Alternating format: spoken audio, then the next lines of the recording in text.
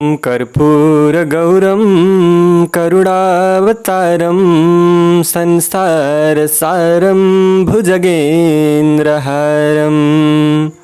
सदा वसन्तं हृदयारविन्दे भवं भवानी सहितं नमामि। सम्पूर्ण दर्शक तथा श्रोता महानुभावहरू नमस्कार। शिव महापुराणका पावन कथाहरूलाई हामी श्रवण गर्दै अगाडि बढिराखेका छौँ। 13औं भागको प्रसङ्गसम्ममा विशेष गरेर श्री महादेव र सतीको विवाहको सुरुवात हुन लागेको प्रसङ्गलाई श्रवण गरिराखेका थियौँ। अब 14औं भागमा तब उपरान्तको कथा श्रवण गर्न गइराखेका छौँ। अत्यन्तै भक्तिभावपूर्वक श्रवण गर्नुहोला। ओम नमः शिवाय। त्यसरी सम्पूर्ण गणले शहीद भएर दक्षका घरमा शिवजी आइसकेपछि त्यहाँ दक्षले विनम्रतापूर्वक सबै आगन्तुक सहित शिवको स्वागत गरे। त्यस समयमा उनको शरीरका सबै अङ्ग हर्षले रोमाञ्चित भएका थिए। आफ्नो घरमा आएका सबै देवताको स्वागत सत्कार गरे। तिनीहरू सबै शिवलाई बसाएर अगल बगलमा सिलसिलाबद्ध रूपमा बसेपछि दक्षले मुनि सहित सबै देवताको परिक्रमा गरेर उनीहरूसँगै भगवान शिवलाई घरभित्र लगे। त्यस समयमा दक्षको मन प्रसन्न भएको थियो। उनले शिवलाई उत्तम आसनमा बसाएर आफै विधिपूर्वक उहाँको पूजा गरेपछि उनले विष्णुको मेरु ऋषि तथा देवताहरू र शिवका गणहरूको यथोचित रूपले पूजा गरे। यसरी सबैको यथोचित पूजा गरेपछि दक्षले मेरा मानस पुत्र मरीचि लगायतसँग आवश्यक छलफल गरेपछि मसँग भने, तपाईले नै यो वैवाहिक कार्य सम्पन्न गराइदिनु हवस्। उनका यस प्रकारका कुरा सुनेर म पनि हर्षित हुँदै उठेर त्यो सबै काम गराउन थालेँ। त्यसपछि ग्रहहरूको बल सम्पन्न शुभ लग्न र मुहुर्तमा दक्षले ज्यादै हर्षित हुँदै आफ्नी पुत्रीको हात शिवको हातमा राखिदिए भने शिवले पनि वैवाहिक विधि अनुसार सतीसँग विवाह गर्नुभयो। यसरी वैवाहिक कार्य सम्पन्न भएपछि विष्णुमा मुनिहरू देवताहरू र प्रमथगणहरूले शिवलाई प्रणाम गर्यौं तथा सबैले अनेकौं प्रकारले स्तुति गरेर उहाँलाई सन्तुष्ट बनायौं। त्यो समयमा उत्साहपूर्वक नाचगान पनि भएकाले त्यहाँ भेला भएका सबै आनन्दित भए तथा शिवलाई कन्यादान दिएर दक्ष अत्यन्तै कृतार्थ भए। ब्रह्माले भन्नुभयो, यसरी कन्यादान गरिसकेपछि दक्षले दाइजोका रूपमा भगवान शिवलाई अनेकौं वस्तु दिए भने ब्राह्मणहरूलाई पनि दान दिए। त्यसपछि लक्ष्मी समेतका विष्णुले शिवका अगाडि आएर हात जोड्दै भन्नुभयो, तपाईँ समग्र जगतको पिता र सती माता हुनुहुन्छ। सनातन श्रुति अनुसार तपाईँहरूले लीलापूर्वक अवतार लिनुहुन्छ। सती नीलो वर्णकी र तपाईँ गोरो वर्णको हुनुहुन्छ भने त्यसका विपरीतमा नीलो वर्णको र लक्ष्मी गोरो वर्णकी छन्। मैले सतीका नजिकमा गएर गृह सूक्तको विधि अनुसार सबै कार्य विस्तारपूर्वक गराउन थालेँ।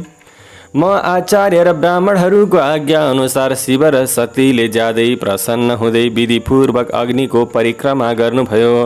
त्यस समयमा त्यहाँ ज्यादै ठुलो उत्सवको आयोजना गरिएको थियो। विष्णुले भन्नुभयो, हे सदाशिव, म तपाईँसित अनुमति लिएर शिव तत्त्वका विषयमा वर्णन गर्न चाहन्छु। यसका बारे सबै देवता र मुनिहरूले आफ्नो मनलाई एकाग्र गराएर सुनुन्। तपाईँ प्रकृति र त्यसभन्दा अतीत हुनुभएकाले अनेकौं भागमा विभाजित भएर पनि भागरहित हुनुहुन्छ। हामी तीनवटै देवता तपाईँ ज्योतिर्मय स्वरूप सम्पन्न परमात्माका अंश हौँ। हामीले सृष्टि पालन र संहारको कार्य गर्ने भएकाले हामी अलग अलग भएको अनुभूति हुन्छ। तपाईँ आफ्नो स्वरूपको चिन्तन गर्नुहोस्। तपाईँले लीलाका आधारमा शरीर धारण गर्नुभएको छ। तपाईँ निर्गुण ब्रह्म स्वरूप हुनुहुन्छ। जसरी एउटै शरीरका अलग अलग अङ्गका टाउको घाँटी लगायतका नाम भए तापनि ती शरीरभन्दा अलग हुँदैनन्, त्यसै गरी हामी तीनवटै तपाईँ परमात्माकै अंश हौँ, जो प्रकाशमय आकाश जस्तै ठुलो व्याप्त आफ्नै आफै आफ्नो धाम पुराण कूटस्थ व्यक्त अनन्त नित्य र दीर्घ लगायतका विशेषण रहित निर्विशेष ब्रह्म हुनुहुन्छ। त्यही तपाईँ शिव हुनुभएकाले तपाईँ नै सबै हुनुहुन्छ। ब्रह्माजीले भन्नुभयो विष्णुका यस प्रकारका कुरा सुनेर शिव ज्यादै प्रसन्न हुनुभयो। त्यस समयमा धेरै प्रसन्न हुनुभएका शिवले लौकिक प्रक्रिया अनुसार हात जोडेर उभिँदै मसँग प्रेमपूर्वक भन्नुभयो। शिवले भन्नुभयो तिमीले यो वैवाहिक कार्य राम्ररी सम्पन्न गरिदिएकोमा धेरै प्रसन्न भएको छु। तिमी मेरो आचार्य भएकाले तिमीलाई म के दक्षिणा दिउँ? तिमी आफ्नो चाहना अनुसारको दक्षिणा माग।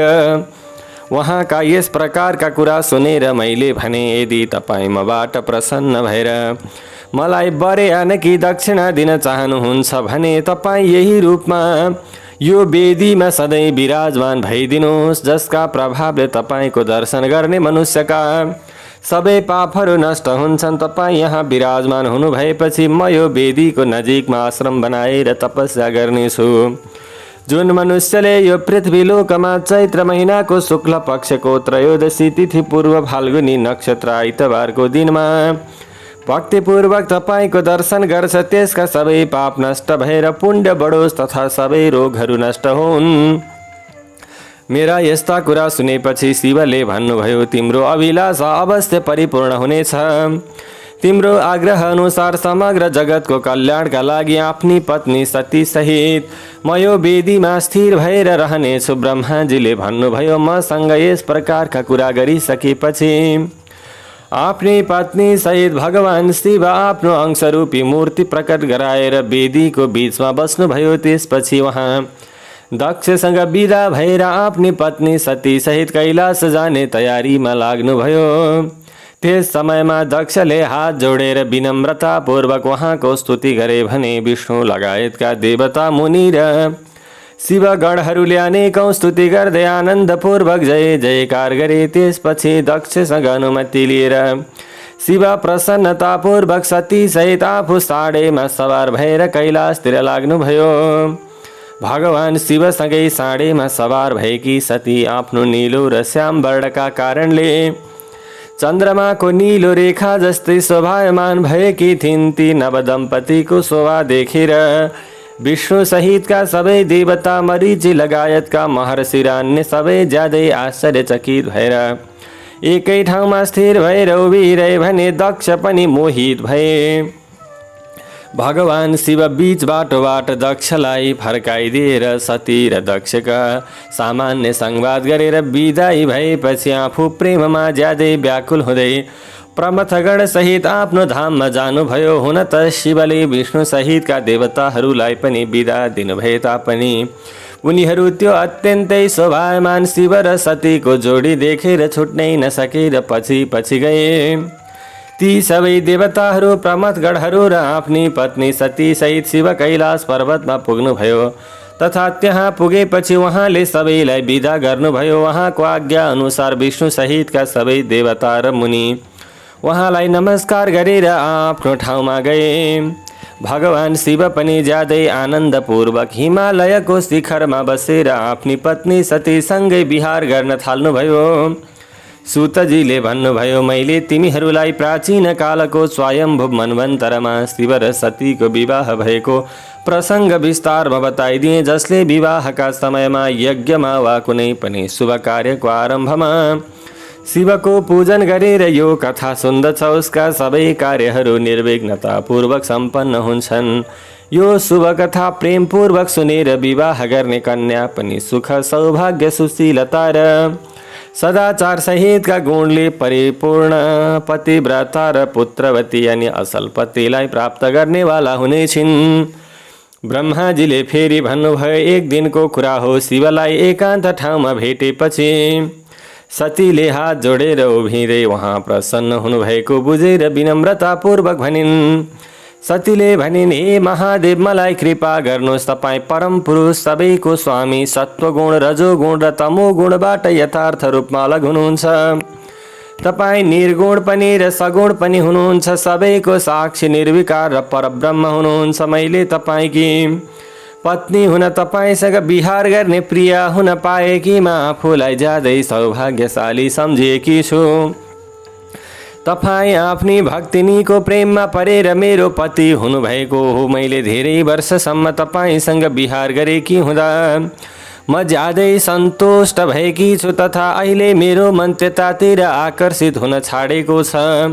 अब म त्यो परम तत्त्वको ज्ञान प्राप्त गर्न चाहन्छु जसबाट अतुलनीय सुख प्राप्त हुन्छ तथा जसबाट जीवहरूको यो संसार रूपी सागरबाट सजिलै उद्धार हुन्छ। यसै कारण मलाई कामवासनामा लिप्त भएको जीवले परम पद प्राप्त गर्ने तथा यो सांसारिक बन्धनमा नपर्ने उपायका विषयमा विस्तारमा बताइदिनु हवस्। तब ब्रह्माजीले फेरि भन्नुभयो यसरी, सतीले जीवहरूको कल्याणलाई दृष्टिगत गरेर प्रश्न गरेको सुनेपछि आफ्नो अभिलाषा अनुसारको शरीर धारण गर्नुहुने तथा योगद्वारा भोगमा वैराग्य उत्पन्न हुनुभएका शिवले ज्यादै प्रसन्न हुँदै भन्नुभयो, हे देवी, अब म तिमीलाई विषय वासनामा ज्यादै आसक्त भएका जीवहरू तत्कालै मुक्त हुन सक्ने परम तत्त्वका विषयमा बताउँछु।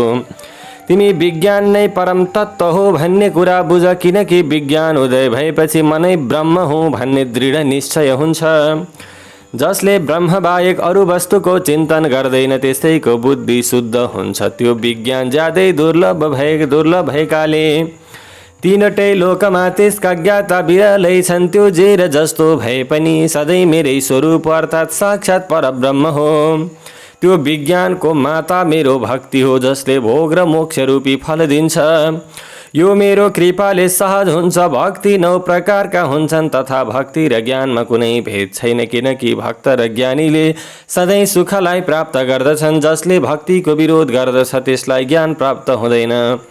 म सधैँ आफ्नो भक्तको अधीनमा रहने भएकाले भक्तिका प्रभावले जातिविहीन नीच मनुष्यका घरमा पनि जान्छु। त्यो भक्ति 2 प्रकारको हुन्छ जसलाई सगुण र निर्गुण भनिन्छ।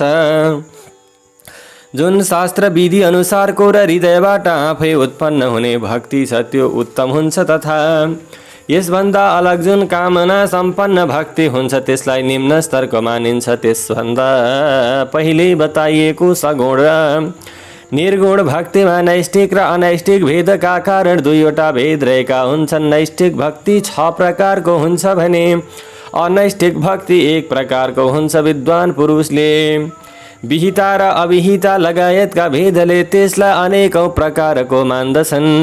यी द्वैविध भक्तिहरूका अनेकौं भेद हुने भएकाले यिनको तत्त्व विषयमा अन्यत्र वर्णन गरिएको छ।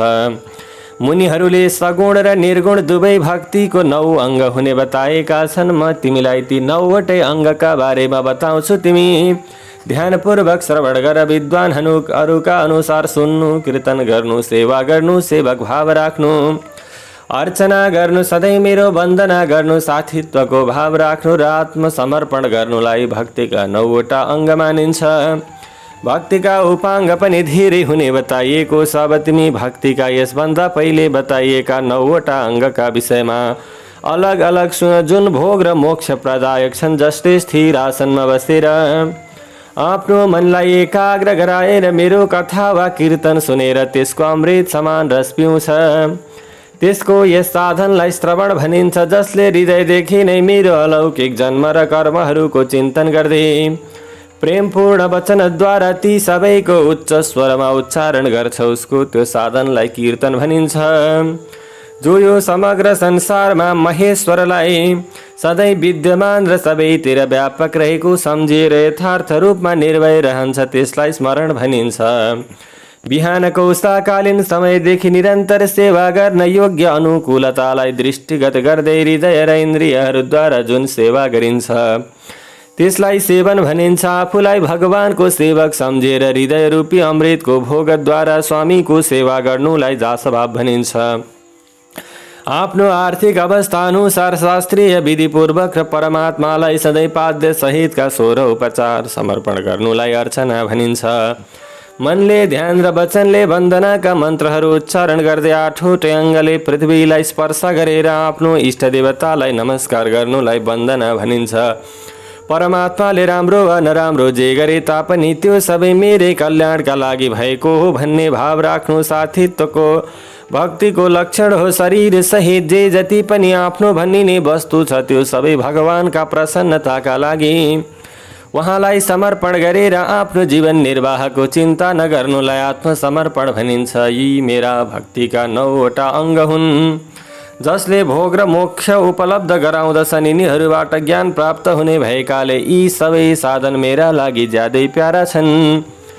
मेरो भक्तिका धेरै उपाङ्ग पनि छन्। यो मेरो अङ्ग उपाङ्ग सहितको भक्ति सबैभन्दा उत्तम छ। यो ज्ञान र वैराग्यको उद्गम स्थल भएकाले मुक्ति यसको दास हो। यी सधैँ अन्य साधनभन्दा माथि रहेका हुन्छन्। यिनीबाट सबै कर्मको फल प्राप्त हुन्छ। यो भक्ति मेरा लागि तिमी जस्तै प्रिय भएकाले जसको मनमा सधैँ यो भक्ति रहन्छ त्यो साधक मेरा लागि ज्यादै ज्यादै ज्यादै प्यारो हुन्छ। 3वटै लोक र 4वटै युगमा भक्ति जस्तो सुख र आनन्ददायक मार्ग अर्को कुनै छैन भने कलियुगमा त यो विशेष रूपमा सुखदायक र सुविधा सम्पन्न हुन्छ। कलियुगमा प्राय कोही पनि ज्ञानी र वैरागी नहुने भएकाले यी दुवै वृद्ध र उत्साहविहीन हुने भए तापनि भक्तिले कलियुग सहित सबै युगमा प्रत्यक्ष फल प्रदान गर्दछ। भक्तिका प्रभावले गर्दा म सधैँ उसको बसमा हुनेमा कुनै प्रकारको दुविधा छैन। जो मेरो भक्त छ त्यसलाई मैले सधैँ सहयोग गर्ने भएकाले म उसका सबै व्यवधानहरू हटाइदिन्छु। त्यो भक्तको शत्रु मेरै शत्रु भएकोमा कुनै दुविधा छैन। म आफ्नो भक्तको रक्षक भएकाले भक्तको रक्षाका लागि रिसाएको मैले आफ्ना आँखा रूपी अग्निले काललाई पनि भस्म पारेको थिएँ। प्राचीन कालमा म आफ्नो भक्तका लागि सूर्यसँग पनि धेरै रिसाएर उनीमाथि त्रिशूल प्रहार गरेको थिएँ। यसै कारण म आफ्नो भक्तको वशमा रहेको हुन्छु भनेर जान्नु। ब्रह्माजीले फेरि विस्तार गर्दै जानुभयो। यसरी भक्तिको महिमा भक्तको महिमा सुनेर सती ज्यादै प्रसन्न भएकी हुनाले उनले मनमा नै शिवलाई प्रणाम गर्दै फेरि भक्तिसँग सम्बन्धित शास्त्रका विषयमा सोधिन्। यस सिलसिलामा उनले शिवसँग संसारमा सुखदायक र जीवहरूको उद्धार हुने शास्त्रका बारेमा यथार्थ बताइदिन अनुरोध गरिन्। सतीका यस प्रकारका कुरा सुनेर शिव भगवान ज्यादै प्रसन्न हुनुभयो। उहाँले जीवहरूको उद्धार हुने शास्त्रका विषयमा बताउने सिलसिलामा 5वटै अङ्गसहित तन्त्रशास्त्र यन्त्रशास्त्र तथा अलग अलग देवताहरूको महिमा बारेमा बताइदिनु भयो। उहाँले इतिहास वा कथासहित ती देवताहरूको भक्तिको महिमा वर्णाश्रम धर्म तथा राजधर्म पुत्र र स्त्रीको धर्मको महिमा कहिल्यै नष्ट नहुने र जीवहरूका लागि सुखदायक आयुर्वेदीय शास्त्र ज्योतिष शास्त्र सामुद्रिक शास्त्र तथा अन्य धेरै शास्त्रका बारेमा तात्विक रूपमा बताइदिनु भयो। यसरी लोकको कल्याणका लागि सद्गुण सम्पन्न शरीर धारण गर्ने 3वटै लोकलाई सुखदायक बनाउने र सबैका ज्ञाता शिव तथा सती कैलाश पर्वतमा र अनेक ठाउँमा अनेकौं प्रकारका लीला गर्नुहुन्थ्यो। ब्रह्माजीबाट यस्ता प्रकारका पावन लीलाहरूलाई श्रवण गरेर अति प्रसन्न भएका नारदजीले भन्नुभयो, तपाईले शिव र सतीको कल्याणदायक वार्तालापका विषयमा बताइदिनु भयो। अब उहाँहरूले त्यहाँ बसेर गर्नुभएको चरित्रका बारेमा यथार्थ रूपमा बताइदिनु हवस्। तब फेरि ब्रह्माजीले भन्नुभयो, उहाँहरूले त्यहाँ लौकिक गतिका आधारमा सधैँ क्रीडा गर्नुहुन्थ्यो। विद्वानहरूका अनुसार त्यसपछि सतीको आफ्नो पति शिवसँग वियोग भयो, तर यथार्थमा उहाँहरूको वियोग हुन सम्भव छैन, किनकि उहाँहरू वचन र त्यसको अर्थ जस्तै गरी एक अर्काका परिपूरक तथा आनन्द स्वरूप हुनुहुन्छ। हुन त सती र शिव ईश्वर हुनुभए तापनि लौकिक विधि अनुसार जे जति लीला गर्नुहुन्छ त्यो सबै सम्भव छ। सतीलाई आफ्नो पतिले आफूलाई परित्याग गरेको अनुभूति भएपछि उनी आफ्नो पिताको घरमा गइन् तथा त्यहाँ आफ्नो पतिको अनादर भएको उनले आफ्नो शरीर त्यागिदिन्। तिनै सतीले फेरि हिमालयकी पुत्री पार्वतीका रूपमा प्रकट भएर ज्यादै कठोर तपस्या गरेर शिवसँग पुनः विवाह गरिन्। सूतजीले भन्नुभयो, ब्रह्माका यस प्रकारका कुरा सुनेपछि नारदले उनीसँग उमा र शिवको महान यसको विषयमा सोध्ने सिलसिलामा भने। नारदजीले भन्नुभयो मार शिवको भाव र आचरण तथा उहाँहरूको चरित्रका बारेमा विस्तारमा बताइदिनुहोस्। शिवले आफ्नो प्राणभन्दा पनि प्यारी पत्नीलाई किन त्यो समयमा परित्याग गर्नुभयो अथवा सती कसरी शिवसँग छुट्नुभयो, मलाई यो घटना ज्यादै आश्चर्यजनक लागिरहेको छ। यसै कारण तपाईले यथार्थ रूपमा बताइदिनुहोस्, तपाईका पुत्र दक्षको यज्ञमा भगवान शिवको कसरी अनादर भयो र आफ्नो पिताको यज्ञमा गएर सतीले आफ्नो शरीर कसरी परित्याग गरिन्, त्यसपछि के भयो, भगवान शिवले के गर्नुभयो, मलाई सबै बताइदिनुहोस्। ब्रह्माजीले भन्नुभयो तिमी ज्यादै प्रेमपूर्वक शिवको चरित्रका विषयमा सुन। म विष्णु सहितका देवताले सेवा गर्ने शिवलाई नमस्कार गर्दै उहाँको ज्यादै आश्चर्यजनक चरित्रका बारेमा बताउन आरम्भ गर्दछु। यो सबै भगवानको लीला हो। उहाँ अनेकौं लीला गर्न स्वतन्त्र र निर्विकार हुनुहुन्छ। देवी सती पनि त्यस्तै हुनुहुन्छ, अन्यथा अन्य कसैले पनि त्यस्तो कर्म गर्न सक्दैन। परमात्मा शिव परब्रह्म हुनुहुन्छ। एक समयको कुरा हो, तीनवटै लोकमा स्वतन्त्रतापूर्वक घुमफिर गर्ने भगवान शिव सती सहित साँडेमा सवार भएर पृथ्वी लोकमा घुमिरहनु भएको थियो। यसरी घुमफिर गर्ने सिलसिलामा उहाँ दण्डकारण्यमा आइपुग्नुभयो। त्यहाँ उहाँले रावणले छलपूर्वक अपहरण गरेकी सीताको खोजी गरिरहेका लक्ष्मण सहित रामलाई देख्नुभयो। उनी हा सीता भनी उच्च स्वरमा पुकार्दै जताततै हेर्दै रोइरहेका थिए। उनी धेरै विलाप गरिरहेका थिए। सूर्य वंशमा उत्पन्न भएका राजा दशरथका पुत्र राम ज्यादै चिन्तित हुँदै लक्ष्मण सहित वनमा यताउता घुमिरहेका थिए। उनको कान्ति फिका भएको थियो। त्यस समयमा भगवान शिव ज्यादै प्रसन्नतापूर्वक उनलाई प्रणाम गरेर जय जयकार गर्दै अर्कोतिर लाग्नुभयो। भगवान शिव त्यो वनमा रामका अगाडि देखा पर्नु भएन। भगवान शिवको मोहमा पर्ने यस प्रकारको लीला देखेर सती ज्यादै आश्चर्यचकित भएर उनले शिवको मायाको बसमा परेर भनिन्। सतीले भनिन् ब्रह्मा विष्णु लगायतका सबै देवताले सधैँ तपाईको सेवा गर्दछन्। तपाईँ सबैले प्रणाम गर्न योग्य हुनुहुन्छ तथा सबैले तपाईको सधैँ सेवा र ध्यान गर्नुपर्दछ। तपाईँ वेदान्तद्वारा जान्न योग्य परमात्मा हुनुहुन्छ। यी दुई पुरुष को हुन्? यिनीहरू ज्यादै व्याकुल भए जस्ता देखिन्छन्। यी धनुष धारण गरेका दुवै पुरुष ज्यादै दुखी हुँदै वनमा यताउता घुमिरहेका छन्। यिनीहरूमध्ये जेठोको कान्ति नील कमलको जस्तै श्याम वर्णको छ। उसलाई देखेर तपाईँ आनन्दित हुनुको कारण के हो? तपाईँको मन किन प्रसन्न भएको थियो? तपाईँले किन भक्त जस्तै गरी विनम्र हुनुभएको थियो? किनकि सेवा गरिने स्वामीले आफ्नो सेवकलाई प्रणाम गरेको मलाई उचित लागेन। सतीका यस प्रकारका कुरा सुनेपछि शिवले हाँस्दै भन्नुभयो म तिमीलाई यथार्थ कुरा बताउँछु, तिमी ध्यानपूर्वक सुन। मैले वरदानका प्रभावले यिनीहरूलाई आदरपूर्वक प्रणाम गरेको हुँ। यी दुवै वीरहरूबाट सम्मानित छन् र यिनीहरूको नाम राम र लक्ष्मण हो। यिनीहरूले सूर्य वंशका अवतार लिएका हुन्। यी दुवै राजा दशरथका ज्ञानी पुत्र हुन्। यिनीहरूमध्ये कान्छा साक्षात् शेषनागका अंश हुन् र उनको नाम लक्ष्मण हो। उनका दाजुको नाम राम हो तथा यिनको रूपमा भगवान विष्णु आफैले आफ्नो पूर्ण अंशबाट अवतार लिएका हुन्। यिनीहरूले साधुहरूको रक्षा र हाम्रो कल्याण गर्नका लागि पृथ्वीमा अवतार लिएका हुन्।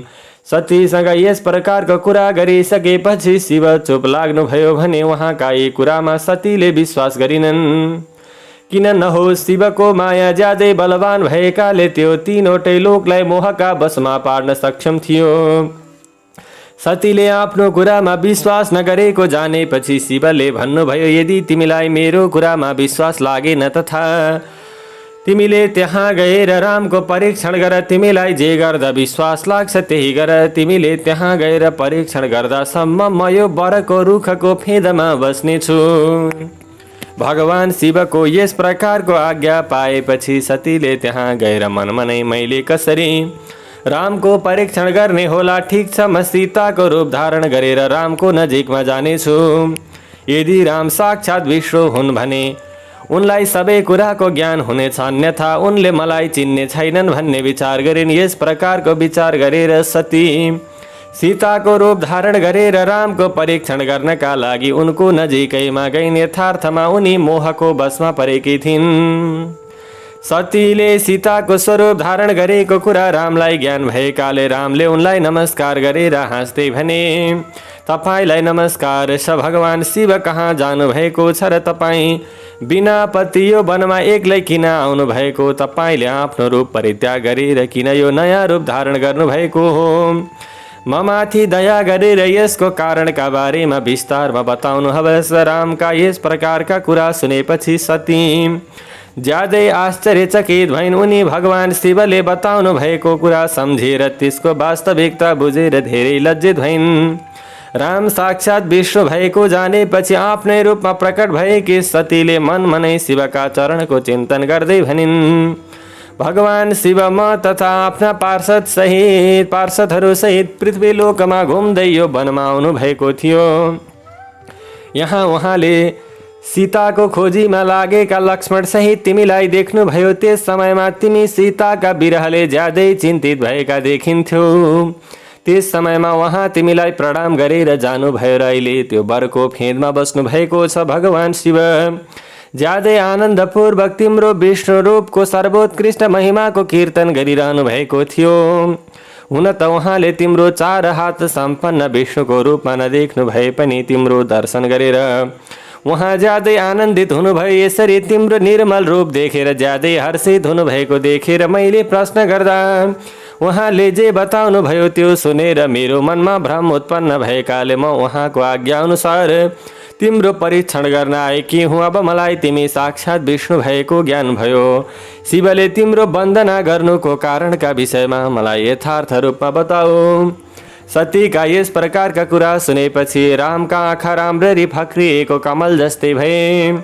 उनी मनमनै शिवको स्मरण गरेर ज्यादै आनन्दित भएर तथा शिवको आज्ञा नभएकाले उनी सतीसँगै उहाँको नजिकमा गइनन् तथा मनमनै उहाँको महिमाको वर्णन गर्दै उनले सतीसँग भने, प्राचीन कालको एक समयमा शिवले आफ्नो धाममा विश्वकर्मालाई बोलाएर आफ्नो गौशालामा एउटा ज्यादै ठुलो र रमणीय भवन बनाउन लगाउनुभयो। त्यसमा एउटा उत्तम सिंहासन पनि बनाउन लाग्नुभयो।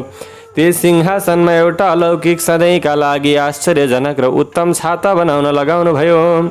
त्यसपछि उहाँले सबैतिरबाट इन्द्र सहितका देवता, सिद्ध, गन्धर्व, नाग र उपदेवहरूलाई तत्कालै बोलाउनु भयो तथा सबै वेदागम आफ्ना सबै पुत्र सहित ब्रह्मा, मुनि तथा समग्र अप्सरा सहित सबै देवीहरूलाई आमन्त्रण गर्नुभयो जो अनेकौं प्रकारका वस्तुहरूले परिपूर्ण थिए। यसबाहेक देवता, ऋषि, सिद्ध र नागहरूका 16 कन्याहरूलाई पनि बोलाउनु भयो जसका हातमा माङ्गलिक वस्तुहरू रहेका थिए। उहाँले त्यहाँ वीणा, मृदङ्ग लगायतका बाजाहरू बजाउँदै गीत गाउन लगाएर ठुलो उत्सवको आयोजना गर्नुभयो तथा त्यहाँ सबै औषधि सहित राज्याभिषेकका लागि आवश्यक पर्ने सबै सामग्री भेला गरियो तथा 5वटा कलशमा तीर्थहरूको जल पनि ल्याइयो।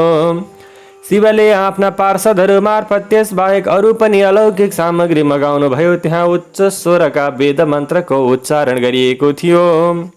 विष्णुको पूर्ण भक्तिले शिव सधैँ प्रसन्न रहनुहुने भएकाले उहाँले प्रेमपूर्वक विष्णुलाई कैलाश पर्वतमा आमन्त्रण गरेर शुभ मुहुर्तमा विष्णुलाई त्यो सिंहासनमा बसाएर शिव आफैले उनलाई अनेकौं प्रकारका गहनाले सुसज्जित गराउने सिलसिलामा उनको शिरमा मुकुट लगाइदिनु भयो। त्यसपछि शिव आफैले ब्रह्माण्ड मण्डपमा विष्णुको अभिषेक गरेर उनलाई अरू कसैसँग नभएको ऐश्वर्य दिनुभयो।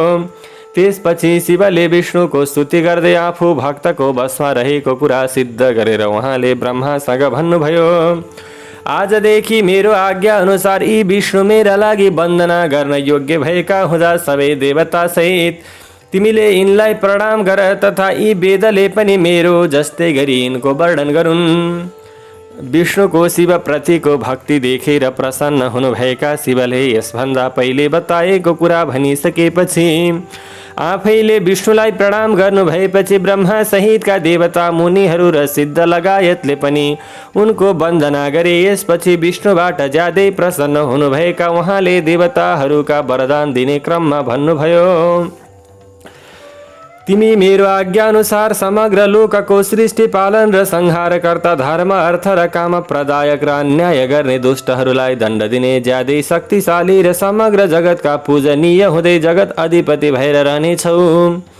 तिमी युद्धभूमिमा कहिल्यै पराजित हुनुपर्ने छैन तथा तिमी मबाट पनि पराजित हुने छैनौ। मैले दिएका तीनवटा शक्ति स्वीकार गर। तिनीहरूमध्ये पहिलो इच्छा लगायतको सिद्धि, दोस्रो अनेकौं प्रकारका लीला गर्ने शक्ति र तेस्रो तीनटै लोकमा सधैँ स्वतन्त्रता। जसले तिमीमा द्वेष भाव राख्दछ त्यो अवश्य पनि मबाट दण्डित हुनेछ र म तिम्रो भक्तलाई उत्तम मुक्ति दिनेछु। तिमी यो माया स्वीकार गर जसको सामना देवताहरूले पनि गर्न सक्ने छैनन् र जसबाट मोहित भएपछि यो समग्र जगत जडरूपी हुनेछ। तिमी मेरो दाहिने हात हौ भने ब्रह्मा देब्रे हात हुन्। तिमी ब्रह्माको पनि सृष्टि र पालनकर्ता हुनेछौ। मेरो हृदय रूपी जुन रुद्र छन् तिनी म भएकोमा कुनै दुविधा छैन। ती रुद्र तिमी र ब्रह्मा सहितका देवताहरूका लागि पूजनीय हुनेछन्। तिमीले यहाँ बसेर समग्र जगतको पालन पोषण गर्दै अनेकौं लीला गर्दै विभिन्न अवतार धारण गरेर सधैँ सबैको रक्षा गर। मेरो आनन्दमय धाममा तिम्रो यो जुन ज्यादै वैभवशाली र उज्जवल स्थान छ त्यो गोलोकका नामले प्रसिद्ध हुनेछ। तिमीले पृथ्वीमा जुन अवतार लिनेछौ त्यो सबैको रक्षक र मेरो भक्त हुनेछ। म उनको दर्शन अवश्य गर्नेछु। त्यो मेरा वरका प्रभावले सधैँ प्रसन्न रहनेछ। ओम अस्तु। हवस् त दर्शक महानुभावहरू, आजको यस श्रृङ्खलामा हामीले सती र शिवका बिहारका प्रसङ्गहरू, राम र शिवजीका भेट भएका अनि शिवजीले विष्णुलाई आशीर्वाद अनि ठुलो जिम्मेवारी दिएका प्रसङ्गहरूलाई श्रवण गऱ्यौँ। भोलिका दिनमा यस पश्चातका प्रसङ्गहरूलाई श्रवण गर्नेछौँ। शिव महापुराणको यो पावन कथा श्रवणको श्रृङ्खलालाई अगाडि बढाउँदै लैजानुहोला। हजुरहरूको भक्तिभावमा उत्तरोत्तर वृद्धि भइरहोस्। भगवान गौरी शङ्करको, सती शिवको परम कृपा हजुर तथा हजुरका परिवारगणमा सदा सर्वदा रहिरहोस्। अर्को श्रृङ्खलामा हाम्रो भेट हुने नै छ। आजका लागि बिदा दिनुहोस्। नमस्कार। हम तब तत्त्वं न जानामि कीदृशोऽसि महेश्वर, यादृशोऽसि महादेव, तादृशाय नमो नमः।